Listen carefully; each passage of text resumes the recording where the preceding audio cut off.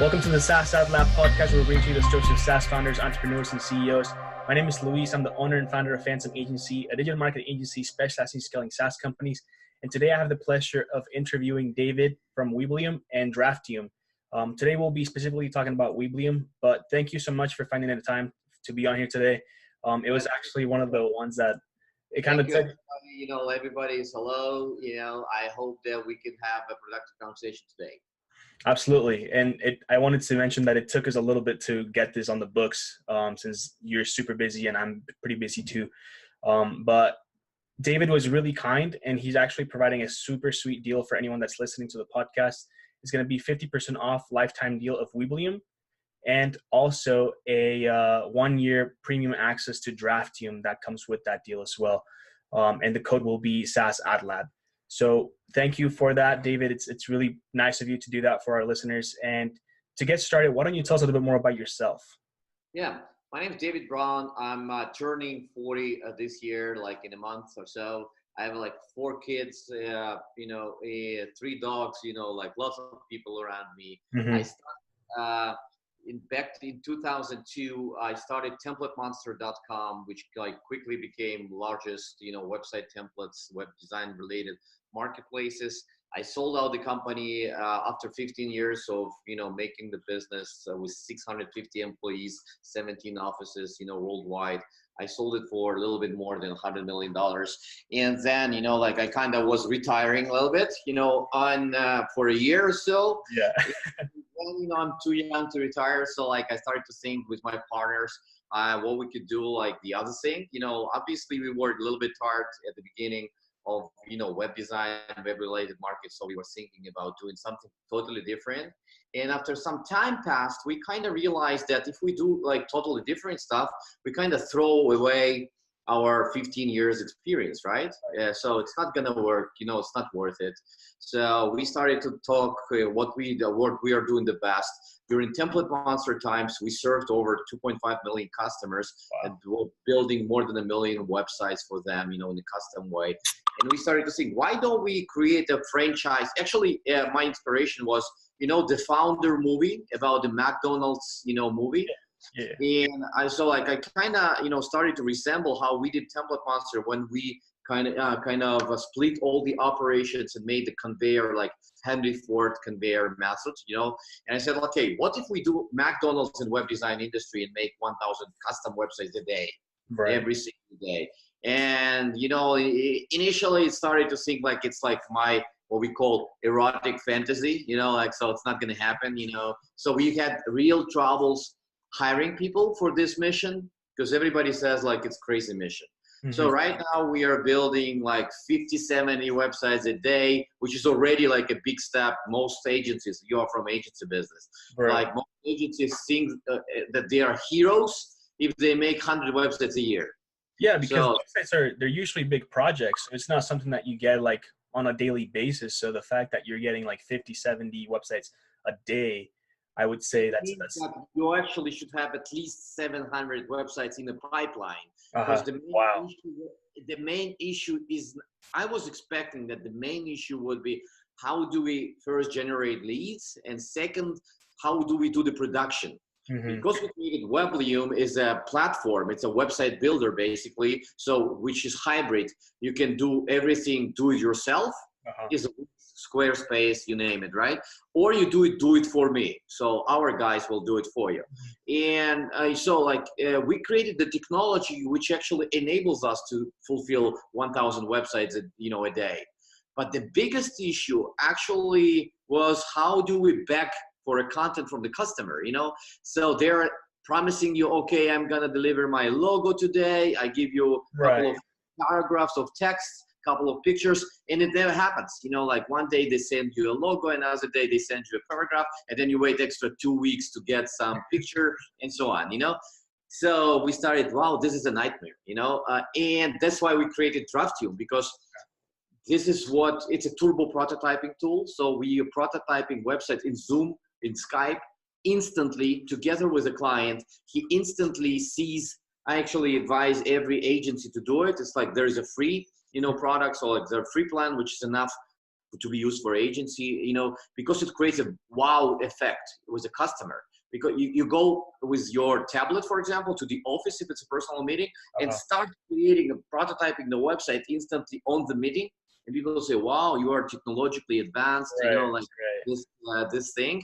So and there was no tools. Surprisingly, there is a mockups.com, you know, UXPin, there is a Balsamiq, and for them. So initially, I purchased all the subscriptions, you know, all possible prototyping tools, and we realized that to create a prototype for the website, it actually takes the same amount of time as to actually build the website. It's not going to work for us because we are doing low budget orders. So typical website in Do It For Me costs like $250, all inclusive, you know, with 1 year of service and blah, blah, blah. So like I said, okay, it's not going to happen. You know, even if our guy's sitting in Ukraine, it's relatively cheap labor, but it's not so cheap. It's not like free, you know?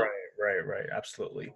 And that's actually that's one of the questions I had for you, since, you know, it's a pretty busy space as far as like website builders go, and drag and drops, and there's always like landing pages like Instapage and stuff like that. So what's really the hardest thing to kind of overcome when you're realizing that you're going into such a busy red ocean? Yeah, it's a super red ocean. You have lots of big sharks. For example, Wix spends $14 million a month just on AdWords and Facebook ads. Right, you know? right. They have huge marketing budgets.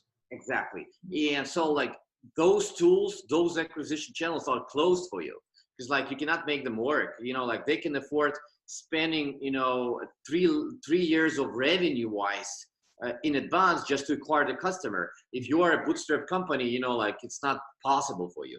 A lot of SaaS listeners, SaaS founders actually, you know, first think about the products, and then when they enter the market, they realize that, you know, it's not possible to acquire customers in a positive, financially positive way, just because big players actually burn out, you know, the whole, you know, the whole thing.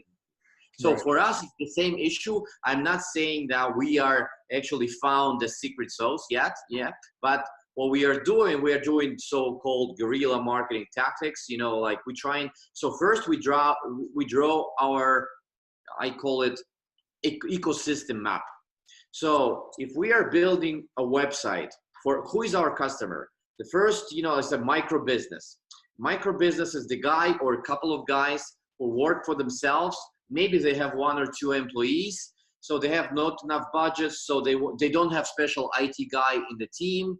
So how they live? Where they live? We say, okay, if I have an idea, I want to do some business. First thing I do mostly, I go and prototype stuff. I go and read about business ideas. I go business plan. So we partnered up with a business plan software companies first. Then I think, okay, once they draft up the business plan, what they do next? They do and register the company.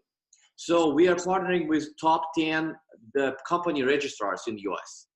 Next one, bank accounts. In Ukraine, all top 10 banks work with us, you know, like, so they sell basically, they give away special deals for Weblium. You know, I'm not really lucky enough now to do it in the US banks now because they are slow and bureaucratic, but we are on halfway done already. Nice. After the bank account is done, what they do next, they probably try to do some tools like Canva, you know, like do SMM, Facebook, and so on. So we go by step after them, you know, try to meet them where they already exist. Right, because they already have, like, they're going to access those regardless. Like, they need to go and meet up with the banks. They need to go and do the one that you mentioned previously. So they have to be there to create their businesses. So that's actually where we catch them. Those are the places where we catch the customer. That's genius. And so as far as the actual, like, best, let's say, like, if you could have one type of customer, like your dream customer, what would that be and why? So honestly, those micro businesses have issues to deal with. First, they are so-called unaware customers. So they don't have this negative experience with lots of website builders. For example, like I always say Wix is the #1 website builder in terms of number of clients. but it's also a #1 website builder in terms of ugly websites being done by customers. Like super ugly. Like, you know, like we have collections, it's crazy. So if the guy never did the website, he thinks that Weblium is by itself, because we have AI system which kind of supervises that your design is consistent. Usually you have like a great looking website, but he thinks that it's like you can get it from everywhere. So this is the first, you have to educate a lot. Second thing, like there is a natural churn. So the death rate, the suicide rate by itself is high. Even, you know, they're happy with the website builder, they're happy with the website, by business by itself, you know, kind of died out in a year. So, but the good thing about them, they never stop. So the one business is killed, they try to another idea. So I like this, I love this audience, but they are not predictable. The great audience for us is a small corporation. It's like a company that has already some marketing department, and then we have a marketing guy who does not have his IT department or cannot use his IT department. They use Weblium to create multiple landing pages for all their initiatives, starting from PPC campaigns, adding up some initiatives, webinars, seminars, you know, workshop, you name it, you know, like different stuff. So they create a lot of stuff, and they love, because, you know, on Weblium, we digitize their brand book. If they already have some brand guidelines, we incorporate it into Weblium. It takes us like 24 hours. And then you get like a junior assistant, and he always have a consistent from the design standpoint.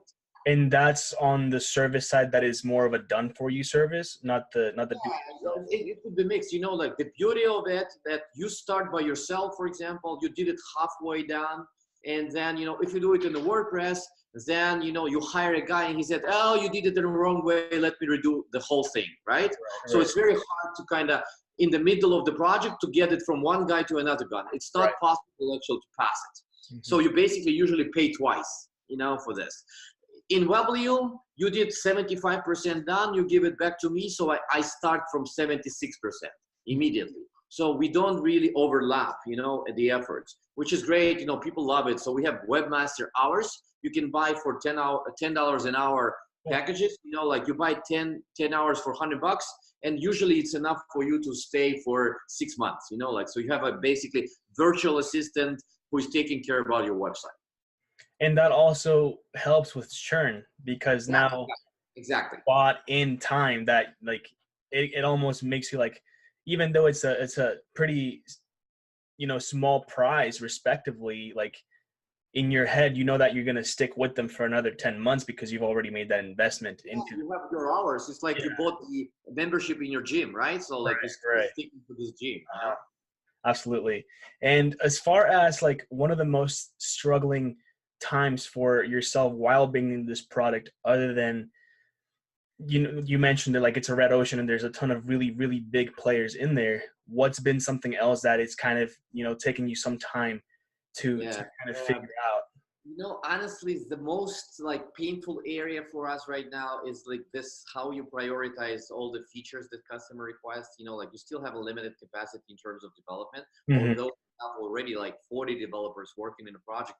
But website builders, they just look simple, but this is like a big ecosystem. You need always like new things, like you need a blog, you need like A/B tests, you need the embedded code, you need instant messaging, you need analytics, like so many little components that have to work, you know, with each other. So it's really hard for us to kind of become comparable to those guys who are already on the market for 5-6 years. So they're in advance in terms of functionality. So that is why for us, like the biggest challenge right now, how we prioritize all these features and, you know, provide compelling product to our customers. Yeah. And how are you receiving that feedback, and what are you doing to kind of promote, you know, user feedback? So what we are doing, we always have to remind ourselves, we cannot serve everyone at one time. Absolutely. That's why we are kind of creating a narrow niches. You know, for example, right now we work with these corporate marketers, and they all demand integration with Google Analytics because they want, you know, so we say, okay, how many corporate does so the marketing department is always like a #1 customer. And the marketing says, okay, if you bring me analytics, I can probably don't touch you for 3 months and just go one marketer after another marketer. So like, I don't need anything more, just bring me this. and I will leave you alone for 3 months, you know? Right. So if that happens, this is perfect situation. Then you deliver this feature, let marketing work, and then you focus on, there is always also like technical debt, always, right? So like things that never bring any value, feasible value, but still have to be done, like code refactoring, you know, like speeding up the speed, you know, I don't know, like optimizing for new browsers. People don't people don't see this, you know, but under the hood, it should work. Right, absolutely. And there's just a ton of things that have to kind of work, you know, without like that people don't actually see. Like, and that's one of the things that I love about SaaS companies is that in the end, like you get this beautifully packaged product that looks super simple and you know, just easy to use, but like people don't understand everything that's going on behind and like how much there is. And I don't understand everything that goes on behind products, but it's just like, it's kind of mind boggling to think about it. And I think that's what makes it so interesting. Right. When you talk about a little bit more about like the accomplishments and, you know, what's been the biggest thing that you've been really proud of, as far as Weblium? It's a quite short path now. Like with DraftU, we went to Product Hunt. We became Design Tool of the Year. It's like Awesome. super award. You know, like we're still waiting for our Golden Kitty award. You know, like, yeah, it looks like it's lost because on the path to Ukraine. So we kind of reached out and say, where is the kitty? You know, but it was really great in terms of we got so much attention from media, from, you know, lots of blogs, lots of journalists. Like it's really, you know, pleasant experience. And it kind of proven us, because honestly, you know, like we spent over a year on development and we were kind of feeling already tired, you know, like you don't have a real feedback. It's like, okay, now we are afraid to actually show it to the public because we still have such a big roadmap to come. And, you know, now we show it and everybody says it's a piece of shit. And then, you know, everybody says, okay, we need to go out, you know? And then, you know, once everybody picked it up and said, oh, love the tool. Every day now, we're getting like 5 great 5-star testimonials without asking customers to bring the testimonial and say, okay. And it gives you an energy and motivation to continue, right? Absolutely. And that's, you know, I feel like as humans, we're usually looking for that instant gratification. And if we don't get it, we kind of get boggled down. But ideally, like, you know what you're working towards. And that's actually, I would love to hear your advice on something like that. You know, when, like, how do you deal with having a product that isn't ready yet? Since you mentioned you kind of went through that, like you have this product, like it's functional and everything's there, but maybe it's something that isn't like where it should be. So how do you know whether or not you're ready to put it out into the market or wait out? My advice would be to package well, because most of the SaaS founders, they tech guys, and you know, like their vision about the beauty is really weird. Like, you know, like this is beautiful, and you look, that's a piece of shit. You don't really show it to anyone. You know, maybe it works instantly, but don't show it to anyone in this condition. So get a marketing my guy with a marketing mindset, show it to him, let him package even a small portion of it. Like, take a look, we are using Zoom now. Zoom is a very big platform. So now they are running webinars and so on, but they started with a little thing. They said, just do a call that works, right? So it was just a 1/10 of their, you know, possible functions. So once it started to work, it was already well packaged. There was a great website, there was a great looking app, you know, and it was working. It was delivering this core feature. And now, after some time, they started to add group calls, you know, some comments, chat, now webinars, maybe something else, you know, is coming up. But take a little thing that already matters for your customers and validate these hypotheses.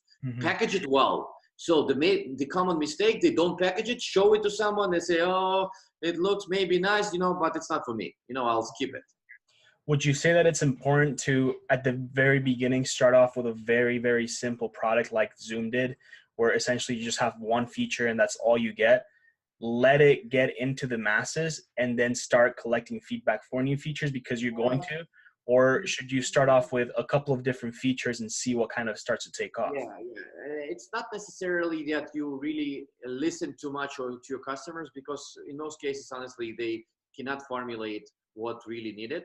So it's better to focus on which problem they're trying to address with your tool.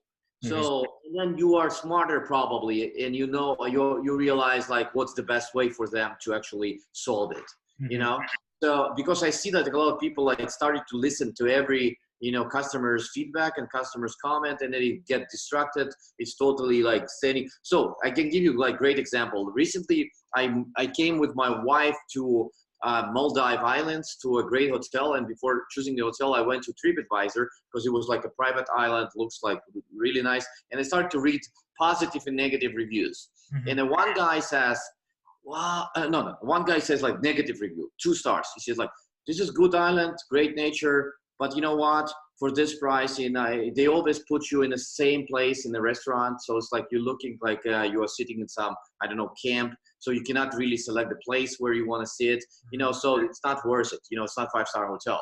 And then immediately after you get 5-star review, the guy said, this is super amazing, hotel. You get the, unbelievable experience. You don't even have to think about where to sit. They always know where you're going to sit, what you're going to eat, so they think for you. So I love it. So 2 customers, totally different experience. If you are a product owner, if you are a hotel owner, what you're going to decide, like what kind of decision now you can make, because what do you listen to, right? Yeah. So that is why I think that, you don't focus on that. You just like, if somebody asks for a feature, come back, do more in-depth interview and say, why do you need this feature? What kind of problem you're going to address it? Like understand the real issue behind it. Yeah, I'm total believer for in-depth interview. As we call it customer discovery sessions. So like I speak to a lot of customers and I try to see like what they're using right now, because before you exist, they already do something. Right. So you come to them and say, you did already landing pages, how you do it?